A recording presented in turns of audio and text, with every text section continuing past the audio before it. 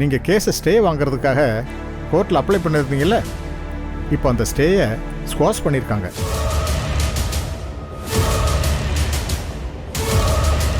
இனி கேஸை நடத்தியே ஆகணும்.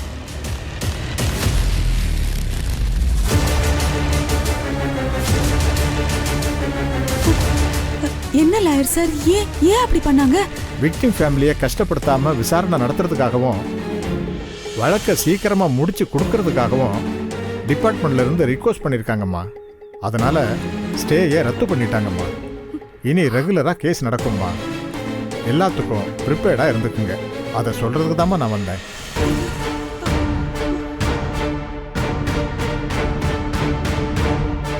இதை ராமச்சந்திர சார்கிட்டையும் சொல்லிடுங்க.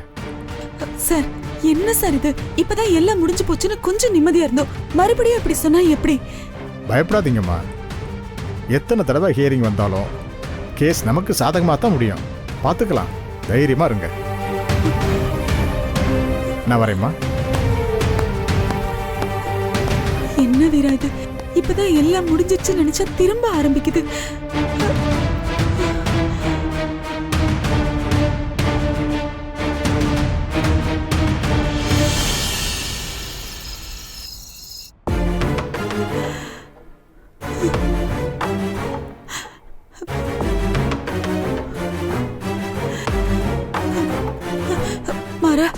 மாரா வந்துட்டியா? என்ன ஏன் இப்படி பதற? அந்த வக்கீல் வந்திருந்தாருடா.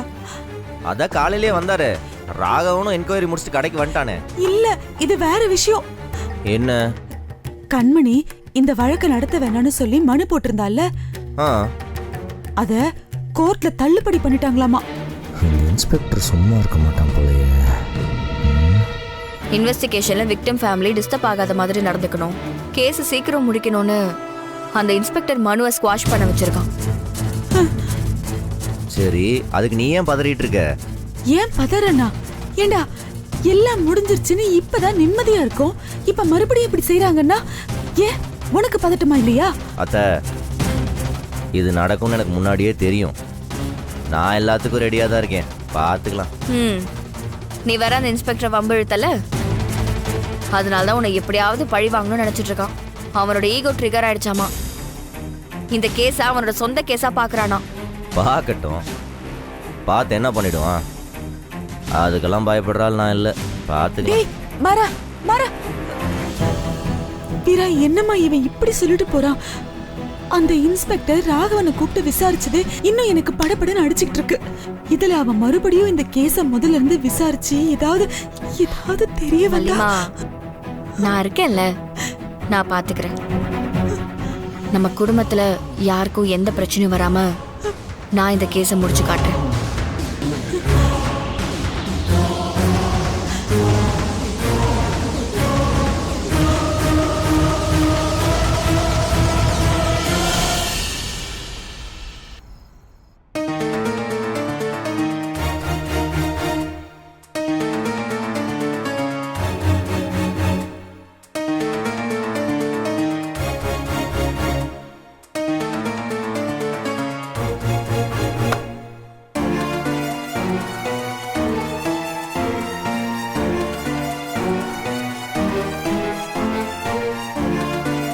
அடிங்க. யார் அக்யூஸ்ட்? யார் வந்து என்ன பேசிட்டு இருக்கற? மாரா, என்ன சார், உங்க பையன் ரொம்ப துள்ளுறாரு. கேஸ் இன்னும் முடியல சார், அதை மறந்துட வேணாம்னு சொல்லுங்க. ஏய், என் மேலேயே கை வைக்கிறியா? இங்க பாரு, கடன்னு கூட பார்க்க மாட்டேன். ஒழுங்கு மரியாதையா கையெடு. என்னடா பண்ணுவ? ஏய், கையை எடுங்கறேன் சும்மா திரும்ப திரும்ப. இங்க பார், இப்ப நினைச்சா கூட உன் மேலேயும் புருஷன் மேலேயும் கேஸ் போட்டு என்னால உன்னை உள்ள தள்ள முடியும்.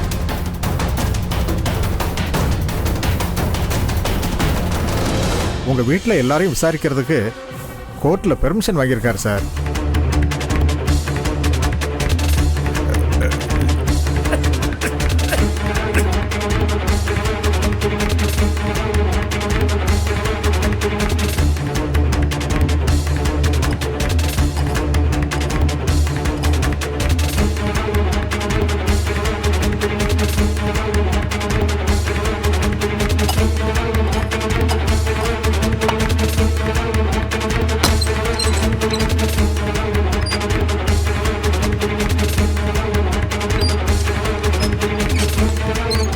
மாமா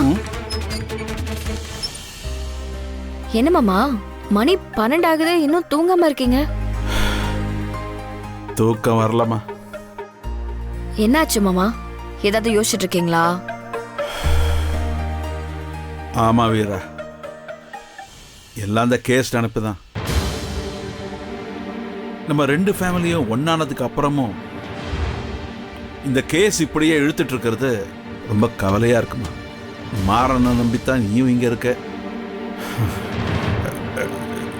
இந்த கேஸ்ல எதுவும் தப்பாகி அவன் ஜெயிலுக்கு போனா? மாமா அவன் ஜெயிலுக்கு போறதா இருந்தா அது எப்பவோ நடந்திருக்கணும். நான் உங்களுக்கு மருமகளாக இந்த வீட்டுக்கு வந்திருக்க மாட்டேன். இல்லம்மா, இந்த ஸ்டேவை ஸ்குவாஷ் பண்ணது. ஆமா பண்ணிட்டாங்க. அதுக்கு என்ன இப்போ? இறந்தது ஏன் அண்ணன், ஆக்சிடென்ட் பண்ணது ஏன் புருஷன். அது எப்படி ஹேண்டில் பண்ணணும், என் புருஷனை எப்படி இந்த கேஸ்ல இருந்து வெளியே வர வைக்கணும்னு எனக்கு தெரியும் மாமா. நான் பாத்துக்கிறேன், நீங்க கவலைப்படாதீங்க. இல்லம்மா அது. மாமா நீங்க எதுவும் சொல்ல வேண்டாம். சும்மா எப்ப பார்த்தாலும் எனக்கு தூக்கம் வரல, ரொம்ப கவலையா இருக்குன்னு புலம்பிக்கிட்டே இருந்தீங்கன்னு வச்சுக்கோங்களேன், நானே உங்களுக்கு ஏதாவது ஒரு ஃபாரின் ட்ரிப்பை புக் பண்ணி உங்களை சுற்றுலாவுக்கு அனுப்பிச்சு வச்சிருவேன். என்னம்மா நீ? பின்ன என்ன மாமா, எப்பவுமே கடை ஃபேமிலின்னு வாழ்றதால தான் நீங்க இப்படி இருக்கீங்க. இந்த மாதிரி ஃபேமிலி விட்டு வெளியில எங்கேயாவது போனாதான் உங்களுக்கு கொஞ்சம் நிம்மதியா இருக்கும். என்ன மாமா, ஏற்பாடு பண்ணிட்டுமா? ஐயோ நீ வேற, அதெல்லாம் வேணாமா. நீங்க சந்தோஷமா இருங்க மாமா, அப்பதானே லைஃப் எக்ஸ்டெண்ட் ஆகும். இல்லம்மா, ஃபேமிலி இப்படி இருக்கும்போது. மாமா ப்ளீஸ் மாமா, இப்படி புலம்புறதை நிறுத்திட்டு தயவு செஞ்சு போய் நிம்மதியா படுத்து தூங்குங்க. அப்படி இல்ல உங்க தங்கச்சியை எழுப்பி விட்டுட்டு உங்க தலைமையில உட்கார வச்சு தாலாட்டு பாட வச்சிருவேன். ரொம்ப கொடுமையா இருக்கும்ல. என் தங்கச்சி நல்லா தான் பாடுவா. சரி சரி, இந்த மிட் நைட்ல கூட உங்க பாசமலர் பாண்டிங்க விட்டு கொடுக்க மாட்டீங்க. இப்படியே இருங்க மாமா. சரிங்க மாமா, டைம் ஆயிடுச்சு, நீங்க போய் தூங்குங்க. சரிம்மா.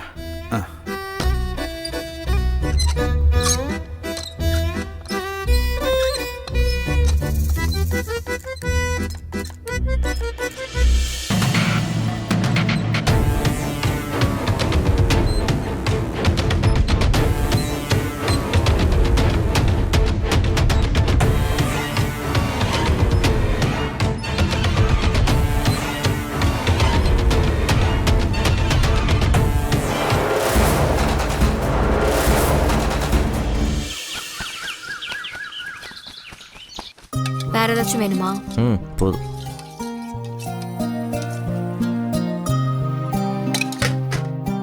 கார்த்தி வா உட்கார் சாப்பிடலாம். வா. சார்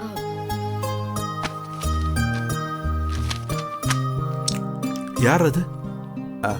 அப்பாப்பா அண்ணா, நீங்க நீ இருங்க, நான் உட்காருண்ணா. பார்க்கறேன். அவன் வாங்குவா, நீ உட்கார்ந்து சாப்பிடு. சொல்லுங்க. மாறன்கிறவருக்கு கொரியர் வந்திருக்கு சார்.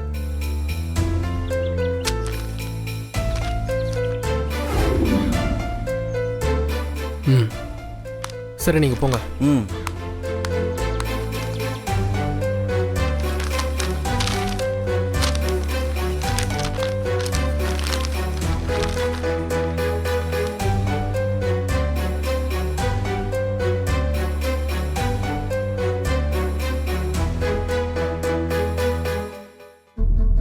டேய் என்னடா அது? அதெல்லாம் ஒண்ணும் இல்ல. என்னடா? இது ஒண்ணும் இல்லப்பா, நீங்க சாப்பிடுங்க.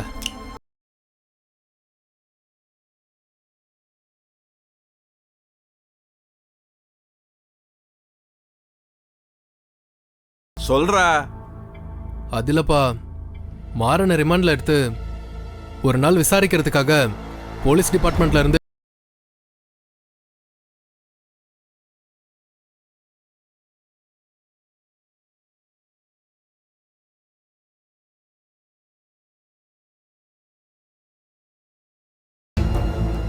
ஒரு நாள் ரிமாண்ட் முடிஞ்சதுக்கு அப்புறமா கோர்ட்ல ப்ரொடியூஸ் பண்ணிடுவாங்கப்பா. ரிமாண்ட்னா அரெஸ்ட் பண்ணி ஜெயில்ல வச்சிருவாங்களா?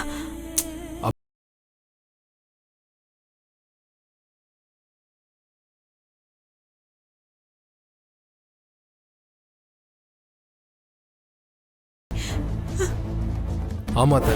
விசாரணை முடிஞ்சு ஒரு நாள் மாற ஜெயில இருக்கணும். ஜெயிலையா? மாறா மாறா ஜெயிலுக்கு நான் போக கூடாது. டேய், அவனை ஜெயிலுக்குலாம் அனுப்ப கூடாதுடா. மாறா, இது யூஷுவல் ப்ரொசீஜர் தான் அத்தை. பயப்படுற மாதிரிலாம் ஒன்றும் நடக்காது. இருந்தாலும் ஜெயில எப்படி? அண்ணா என்ன நீ பாதியில எடுத்து? ஆமா, இந்த சாப்பாடு மட்டும் தான் குறைச்சது.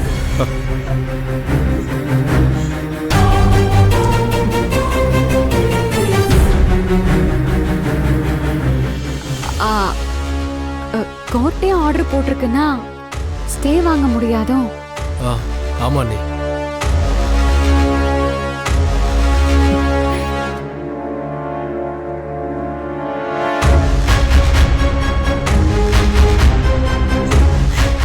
என்னடா இது?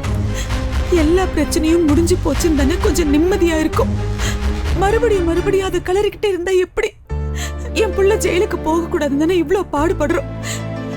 இப்ப அவனை தூக்கி ஜெயில வைப்பேன்னு சொன்னா என்ன அர்த்தம்? ஏண்டா அந்த விஷயத்த சொல்றதுக்கு உனக்கு இதுதான் நேரமா? ஏதோ லெட்டர் வந்திருக்குன்னு தூக்கிட்டு உள்ள போக வேண்டியதானே? இந்த இடத்துல கொண்டு வந்து வாசிச்சுக்கிட்டு. டேய், அப்படி இல்லடா. அது வந்து டேய், இதெல்லாம் ஒரு மேட்ரே இல்லை. ஆல்ரெடி தெரிஞ்சது தான். ஒரு நாள் ஜெயிலில் கொண்டு போய் அடைக்கிறதுனால நான் ஒன்றும் செத்தெல்லாம் போயிட மாட்டேன். சாம்பார் எடு. இங்க பாரு, எதுக்கு எடுத்தாலும் அழுதுகிட்டே இருக்காத. சாம்பார் எடு. வீரா, ஒரு ஆம்லெட் போட்டு எடுத்து வாங்க. ஏய், என்ன அப்படி நின்றுருக்கீங்க? போய் எடுத்துட்டு வா போ. ஒரு நாள் ஜெயிலில் இருக்கிறதா இருந்தாலும் அந்த சாப்பாடு நமக்கு செட் ஆகாது. நாக்கு செத்து போயிடும். அதுக்கு முன்னாடி கொஞ்சம் நல்லா சாப்பிட்டுக்கிறேன். போ போய் எடுத்துட்டு வா. வீரா, எனக்கும் ஒரு ஆம்லேட்.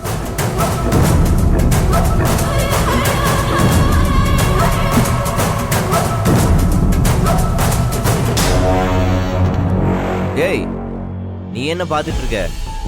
அதான் எந்திரிச்சு போயிட்டார்ல, உட்காந்து சாப்பிடுவா. டேய், நான் ஒரு நாள் ஜெயிலுக்கு போயிட்டு வர போறேன், அவ்வளோதான். என்னமோ தூக்குல போடுற ரேஞ்சுக்கு ஃபீல் பண்ணிட்டு இருக்கிற. உக்கார. அத அவனுக்கு சாப்பாடு போட்டு போய் உட்கார். போ, அழுவாத. சாப்பாடு போடு. போட.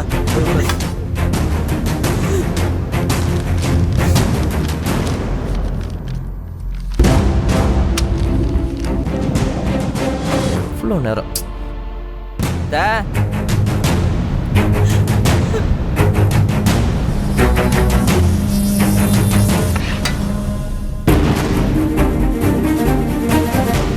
டேய், நீ உட்கார்றா. டேய், நான் பாத்துக்கிறேன், நீ சாப்பிடுற. சாப்பாடு கூட போட மாட்டல நீ.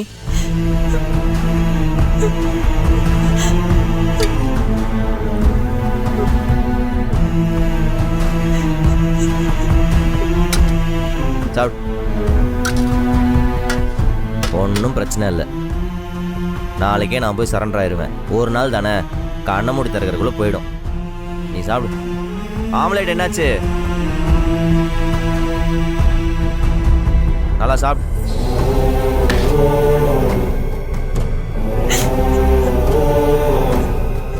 இங்க பாரு, எதுக்கு அழுதுட்டு இருக்க? நீ வயலின் வாசிச்ச வரைக்கும் போது, வந்து சாப்பிடுவா.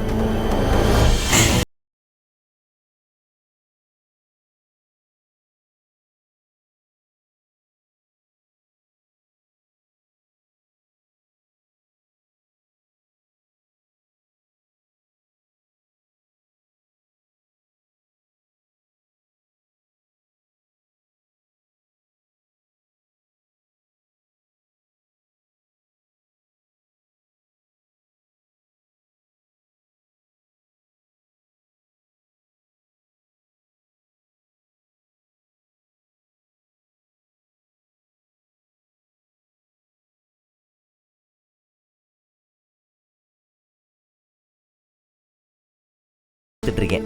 நல்லா கெத்தா இருக்கணும்ல. நீ வேணா ஒன்று பண்ணு, எனக்கு ஒரு புது ஷர்ட் வாங்கி தரியா? ஏண்டி முறைக்கிற? இங்க பாரு, என் அண்ணனுக்கும் உனக்கும் முன்பகை இருந்துச்சு. என் அண்ணனை நீ பிளான் பண்ணி தான் இடிச்சேன்னு என்கிட்ட உளறிட்டு இருக்கல. இந்த மாதிரி போலீஸ் கிட்ட எதுவும் உளற வேலை வச்சுக்காத. என்ன நடந்துச்சோ அதை மட்டும் சொல்லு. இது ஒரு ஆக்சிடென்ட், அவ்வளவுதான். ஏது உளறிட்டு இருக்கனா? அதுதாண்டி உண்மை. போட்டுன்னு வச்சுக்கோமே, பொல்லெல்லாம் கொட்டிரும். என்ன அடிக்கவெல்லாம் வர? அப்புறம் என்ன உன்னை கொஞ்சிக்கிட்டு இருப்பாங்களா? இந்த அம்பளி மாமா கதையெல்லாம் வேற யார்கிட்டயாவது வச்சுக்கோ. அறிவு இருக்கிற யாருமே இதை நம்ப மாட்டான். இவரனும் பெரிய தியாகி சுடர். மெரினா பீச்ல உனக்கு தான் செலவு வைக்க போறாங்க. இந்த மாதிரி தேவையில்லாம எக்ஸ்ட்ரா ஃபிட்டிங் போடுற வேலையெல்லாம் வேண்டாம். இதை மட்டும் நீ கரெக்டா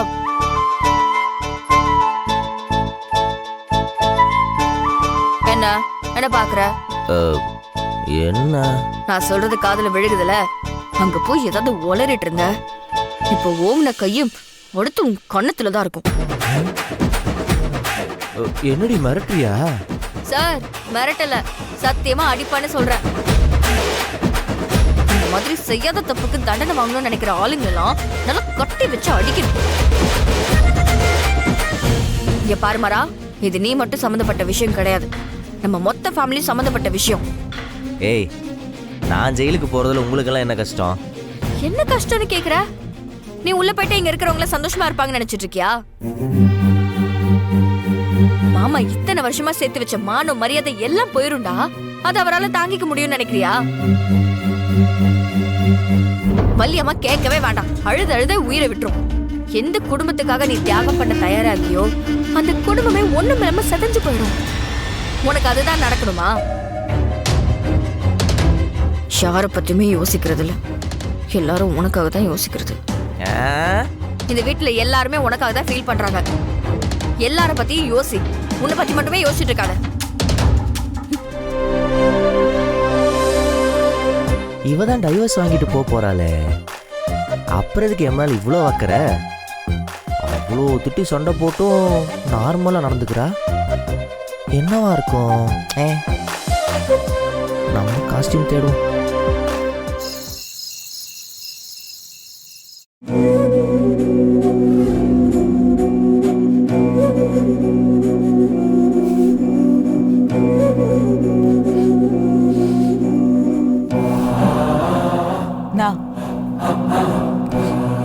என்ன நினைச்சிட்டு இருக்க நீ? மாற உன் புள்ள தானே. உனக்கு என்னதான் அவன் மேல கோவம் இருந்தாலும் அதுக்குன்னு இப்படியா பட்டுன்னு மூஞ்சில் அடிச்ச மாதிரி எழுந்து வருவ? பாவன் அவன், அவனை ஜெயிலுக்கு போனோம் அப்படி இப்படின்னு என்னென்னமோ சொல்றாங்க. அவன் மனசுக்குள்ளேயும் காட்டிக்கலனாலும் வேதனை இருக்கும்ல. ஒரு 4 வார்த்தை ஆறுதலா சொன்னதா என்ன? நீ பாட்டுக்கு எழுந்து வந்துட்ட. நான் கேட்டுட்டே இருக்கேன்ல, பேசாம அப்படியே இருந்தா என்ன அர்த்தம்? இங்க பாரு,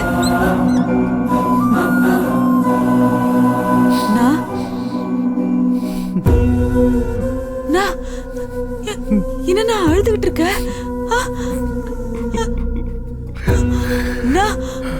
என்னாச்சுன்னா? அழாதண்ணா. ஒண்ணு இல்ல. என்ன அழற? என்னாச்சுன்னா? தெரியல வள்ளி, எனக்கு மட்டும் ஏன் இப்படி எல்லாம் நடக்குது? நான் இதுவரைக்கும் அவங்ககிட்ட பாசமா நடந்துகிட்டதே இல்லை. எப்பவும் கோவமா திட்டுவேன், அடிப்பேன். அவன் இதுவரைக்கும் எதிர்த்தே பேசினதில்லை. இப்ப திடீர்னு அவங்ககிட்ட போய் பாசமா எப்படி அவங்ககிட்ட பேசுறதுன்னு தெரியல வள்ளி. எனக்கு அது வரமாட்டேங்குது வள்ளி.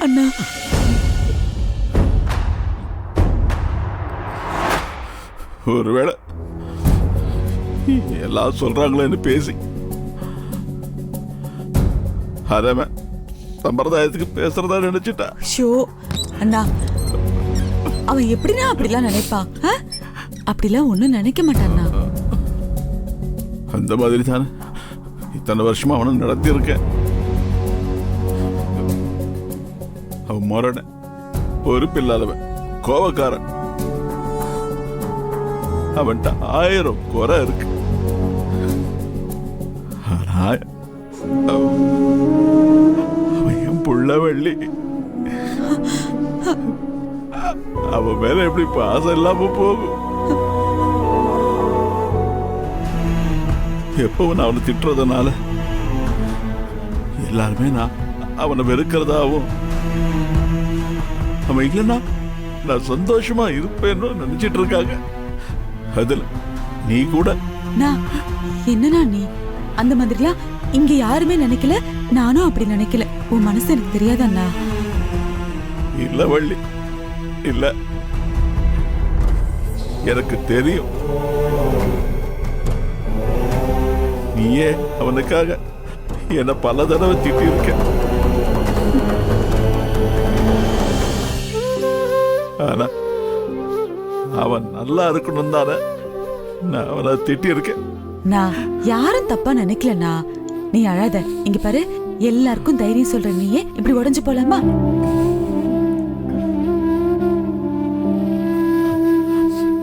அப்பா நான்